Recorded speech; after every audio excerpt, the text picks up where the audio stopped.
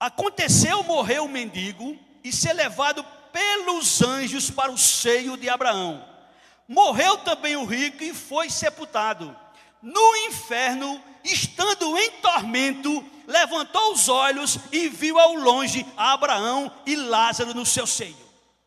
Se você analisar esse versículo, você vai perceber que o rico morreu, foi para o inferno, o pobre morreu, foi levado pelos anjos para o seio de Abraão.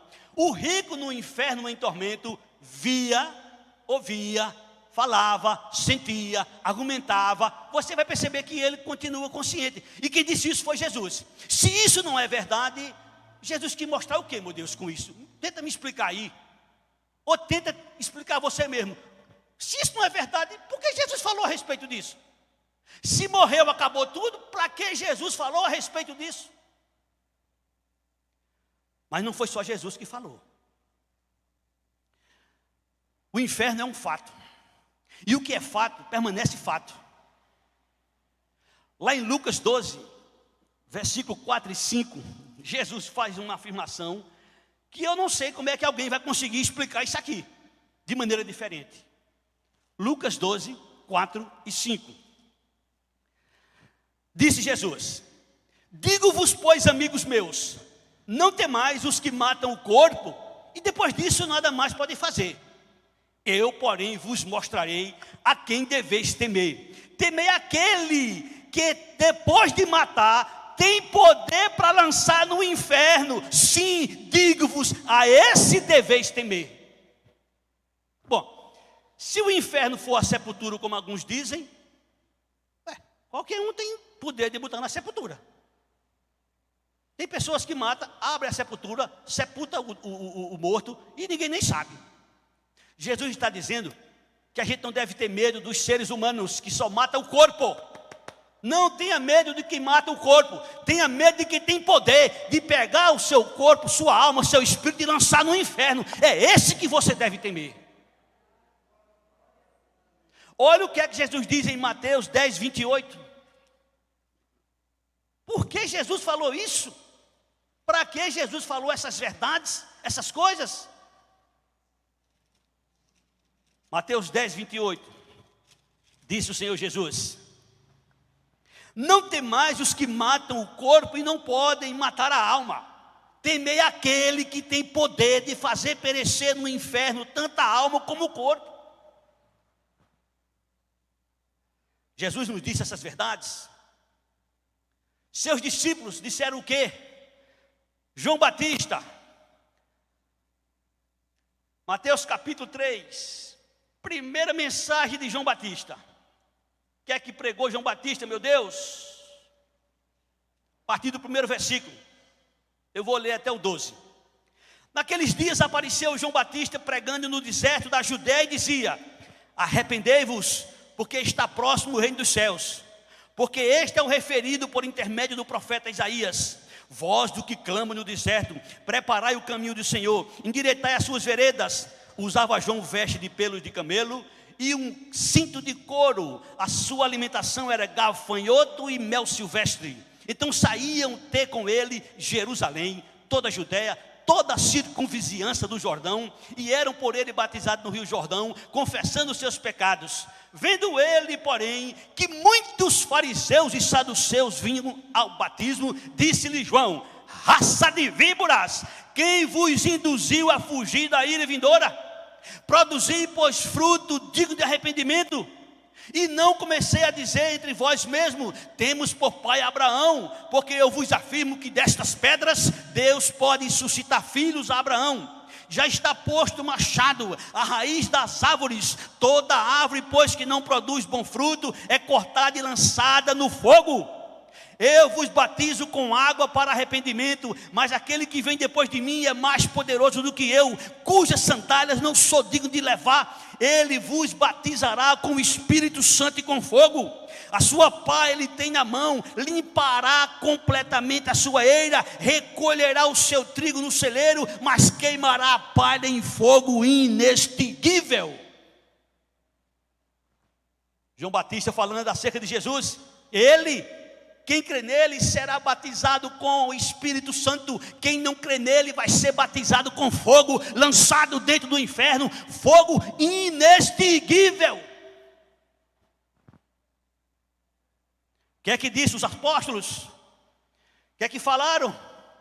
Paulo, o que é que Paulo disse? Paulo disse, como a gente já citou, considerai, pois, a bondade de Deus e a severidade de Deus. Paulo também diz lá em 2 Tessalonicenses, no capítulo 1, versículo de número 7 a 9. Diz o apóstolo Paulo: e a vós outros que sois atribulados, alívio juntamente conosco, quando do céu se manifestar o Senhor Jesus com os anjos do seu poder, em chama de fogo, tomando vingança contra os que não conhecem a Deus e contra os que não obedecem ao evangelho do Senhor Jesus. Estes sofrerão penalidades de eterna destruição, banidos da face do Senhor e da glória do seu poder. Considere a bondade e a severidade de Deus. O que é que disseram os apóstolos? O que é que Pedro disse? 2 Pedro capítulo 3, a partir do primeiro versículo, diz o apóstolo Pedro, uma leitura extensa, mas interessante. Amados, esta é agora a segunda epístola que vos escrevo. Em ambas procuro despertar com lembranças a vossa mente esclarecida, para que vos recordeis das palavras que anteriormente foram ditas pelos santos profetas, bem como do mandamento do Senhor e Salvador, ensinado pelos vossos apóstolos, tendo em conta antes de tudo, que nos últimos dias virão escarnecedores com os seus escárnios, andando segundo as próprias paixões, e dizendo: onde está a promessa da sua vinda? Porque desde os pais dormiram, todas as coisas permanecem como desde o princípio da criação. Porque deliberadamente esquecem que de longo tempo houve céus, bem como a terra, a qual surgiu da água, e através da água pela palavra de Deus, pela qual veio a perecer o mundo daquele tempo, afogado em água. Ora, os céus que agora existem e a terra pela mesma palavra têm sido entesourados para fogo, estando reservados para o dia do juízo e destruição dos homens ímpios. Há todavia uma coisa, amado, que não deveis esquecer, que para o Senhor um dia é como 1000 anos, 1000 anos é como um dia. Não retarda o Senhor a sua promessa, como alguns a julgam demorada. Pelo contrário, Ele é longânimo para convosco, não querendo que nenhum pereça, senão que todos cheguem ao arrependimento. Virá, entretanto, como ladrão, o dia do Senhor, no qual os céus passarão com estrepitoso estrondo, os elementos se desfarão, abrasados. Então a terra e as obras que nela existem serão atingidas. Visto que todas estas coisas hão de ser assim, desfeitas, deveis ser tais como os que vivem em santo procedimento e piedade, esperando e apressando a vinda do dia de Deus, por causa do qual os céus incendiados serão desfeitos e os elementos abrasados se derreterão. Nós, porém, segundo a sua promessa, esperamos novos céus, nova terra, nos quais habita justiça. Clamamos tanto por justiça, clamamos tanto por justiça, desejamos tanto justiça. Vamos desfrutar, irmãos, mas sabe quando? No novo céus, na nova terra. Não é agora. Agora a gente deve andar completamente diferente do mundo.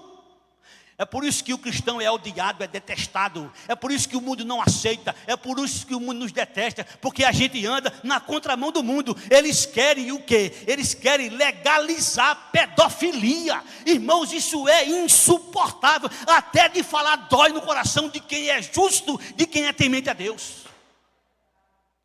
Mas é o que eles querem. Legalizar.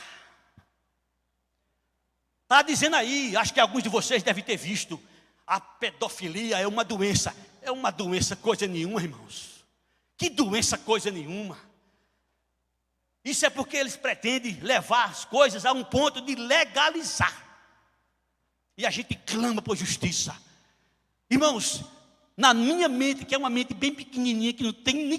Meu Deus do céu, o que é o homem em relação ao sol, à lua? O sol e a lua é milhares de vezes maior do que a terra. E o que é o homem? a minha mente clama por justiça. O que esses homens fazem, o que esses homens vivem fazendo e praticando no mundo, se não tivesse inferno, eles estavam vivendo no céu.